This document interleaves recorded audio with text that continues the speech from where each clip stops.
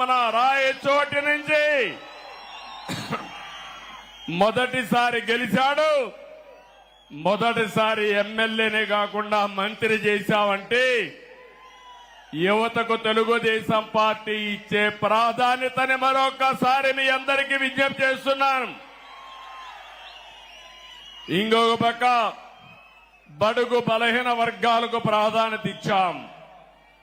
సామాజిక న్యాయానికి పెద్దపీట వేశాం. కుప్పం నియోజకవర్గం ఉంది. నా సామాజిక వర్గం లేదు గాని ఈ వెనుకబడిన వర్గాలే నా సామాజిక వర్గం. 40 ఏళ్లుగా గెలిపిస్తున్నారు. అందుకే రాష్ట్రంలో 8 మంది కేబినెట్ మంత్రులుగా బీసీలను పెట్టాం. ఇది ఒక చరిత్ర. 24 మందికి 8 మంది బీసీలు ఉండడం చరిత్ర అని చెప్పి కూడా నేను మీకు తెలియజేస్తున్నా. ఈరోజు 4వసారి నేను ముఖ్యమంత్రిగా ప్రమాణ స్వీకారం చేశాను.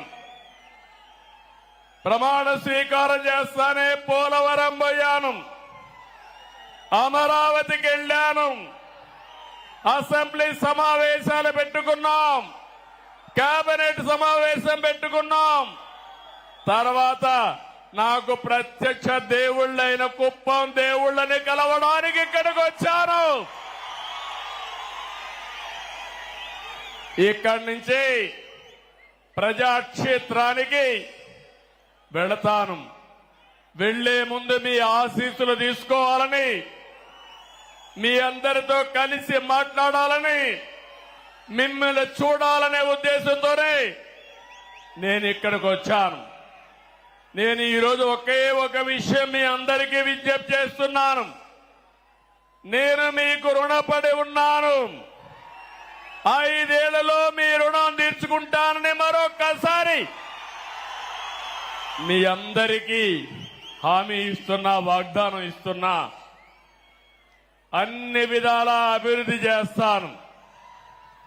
భగవంతుడు నాకు ఎంత శక్తి ఇస్తే అంత శక్తిని ఉపయోగించి కుప్పాన్ని అగ్రస్థానంలో పెట్టడానికి ప్రయత్నం చేస్తాను.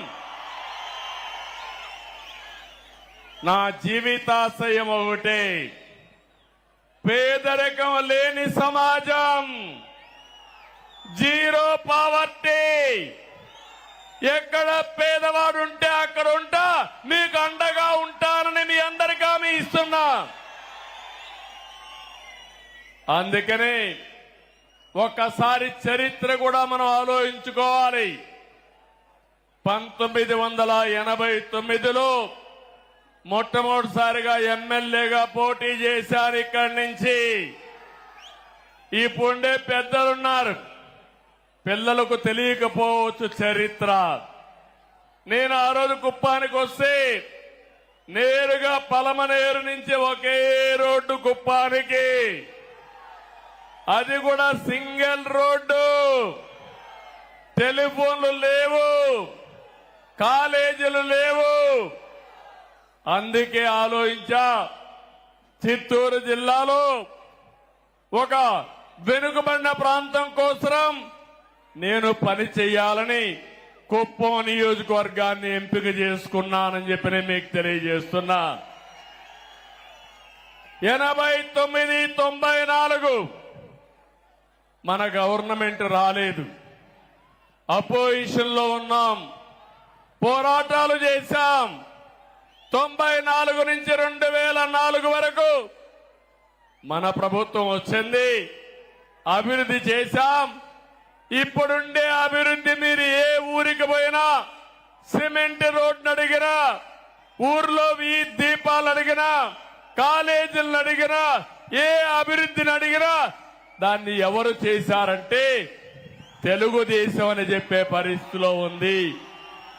మీ ఎమ్మెల్యేగా నేనే చేశానని మీ అందరికీ సగర్వంగా విజ్ఞప్తి చేస్తున్నా.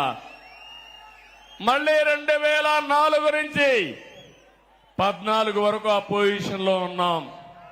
మళ్లీ పోరాటాలే. 14